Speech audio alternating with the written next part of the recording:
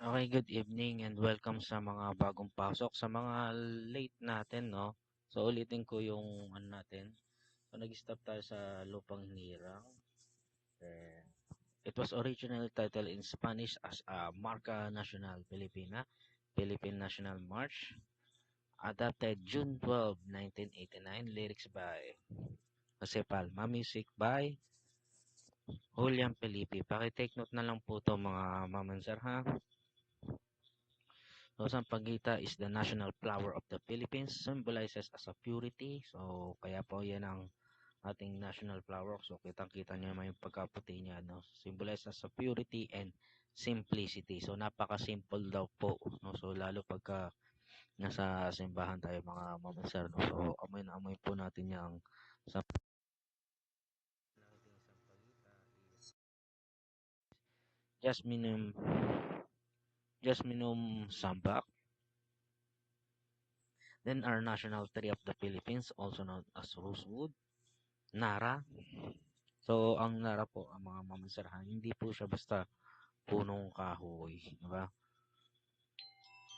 Matibay po ang ating Nara, no? So, pag sinabing gawa sa Nara yung kahoy, yung silya, ibig sabihin po, hindi siya basta kahoy, matibay po siya.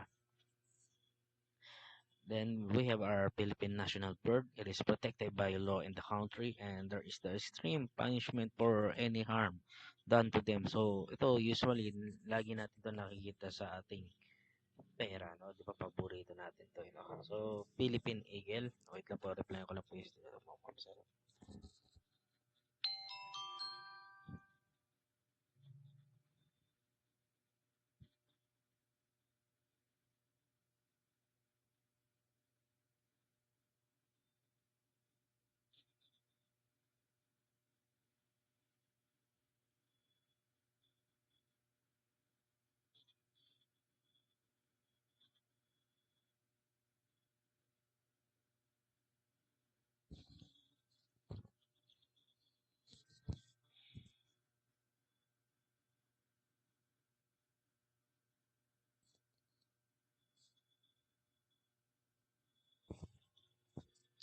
So pag hindi po nakita natin yung Philippine Eagle, ito po yung other name niya na Pichico, Paga, Jeffrey. So endangered species po itong mga mamansa.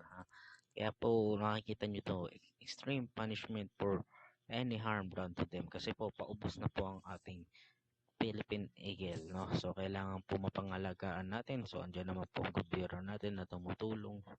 No? So iwasan po natin kung nasa probinsya tayo, iwasan natin magbaril ng ganito. Baka mamaya hindi natin alam yung mabaril natin. Lalo yung mga nagpa-firing na mahilig tumira ng ibon, no? So baka mamaya Philippine Eagle pala yung matira natin.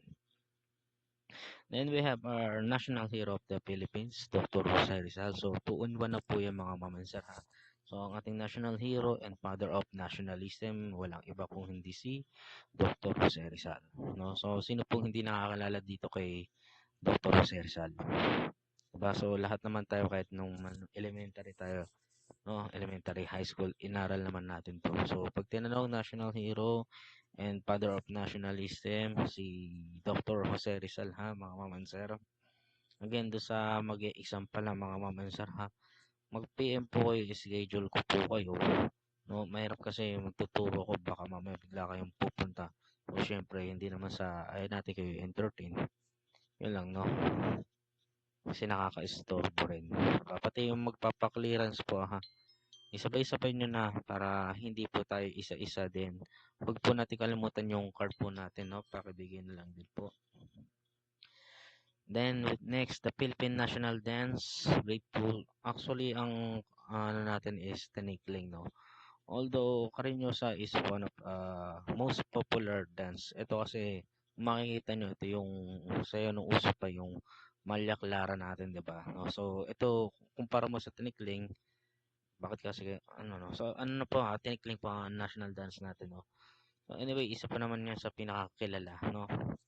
So itong Karinyosa kasi kumpara mo sa Tinikling, ito yung walang bamboo no na simpleng sayaw usually yung ginagamit noong pagsasayaw nung sinaunang panahon nung uso pa yung Maria Clara natin, di ba? yung isa pa yung ligawan, courtship, no? So ito wala tong tinikling, no? Hindi niyo makikita yung may bamboo dito na iniiwas yung sa paa. O paki-take note na lang po, ang national dance natin is tinikling. And wag na natin kalimutan to na isa sa pinakasikat na sayaw sa Pilipinas is Karinyosa. Then we have the Philippine national animal. It symbolizes introduce and hard work due to its many farms in the country. No, so Carabao, bakit po Carabao ang ating national animal? So alam naman natin po ang Carabao bukod sa malakas, no? Masipag po. 'Di ba? Yan yung laging ginagamit ng mga farmers natin, no? Then the Philippine national fish, it symbolizes versatility because of the many ways in which can be cooked. So marami tayong inaano dito, pwedeng sinigang, paksiw, 'di ba? So minsan ginagawa pa nga natin fried or sa Spanish oil, no? So ang ating national fish is walang iba mga mamansar kung hindi bangus. Then we have our national fruit. Mangoes are considered the sweetest fruit in the world. So, hindi basta mango mga mom and sir ha. Yung dilaw po na mango, no. Meron din kasi tayong green. So, ang inaano natin yung pinakadilaw talaga. No? So, sa mga probinsyang uso to. Diba yung Cebu? No? O di kaya yung Nemo market natin na dried fruits kung sa makikita nyo sa supermarket, no. So, isa yan sa mga ini-import natin, no. Actually, nung dahil sa ako before, maraming mga Chinese mahilig dito sa ating dried mango, no. Ah, tinatangkilik nila to. Paborito nila yung mga yan, no. Minsan makikita mo ang dami nilang kinukuha na dried mangoes. So, itong Philippine National Sports, mga mamansar, so hindi boxing ha. We have Arnis, no. So, ang ating Philippine National Sport, Arnis. Then Philippine national plant, we have anahaw, often used as a hat or umbrella. Plant symbolizes Filipino resourcefulness. So national hero natin, naulit na naman to, no? So father of Philippine nationalism, so Philippine, so Jose Rizal, I mean, no? Father of Katipunan, ito, so baka ibibigay ko po sa exam, take note na lang po, no? Andres Bonifacio, father of Katipunan, also known as a kataas-taasan, kagalang-galang, katipunan ng mga anak ng bayan, no? So, KKK. Emilio Jacinto regarded as a brain of the Katipunan. So, si General Gregorio del Pilar, hero of the Battle of the Red Pass. We have Emilio Aguinaldo, ito pala yung general, no? President of the Philippines, the first President of the Republic of Philippines, General Emilio Aguinaldo.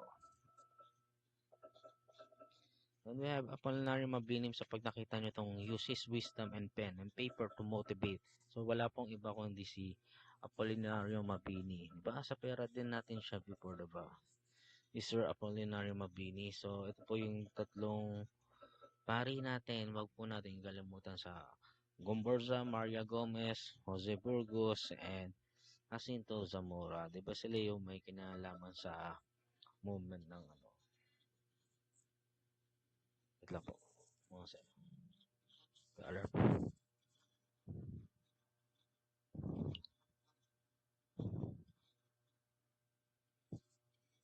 Mga ma'am and sir, so bigyan ko muna po kayo ng break kahit 5 minutes po, no?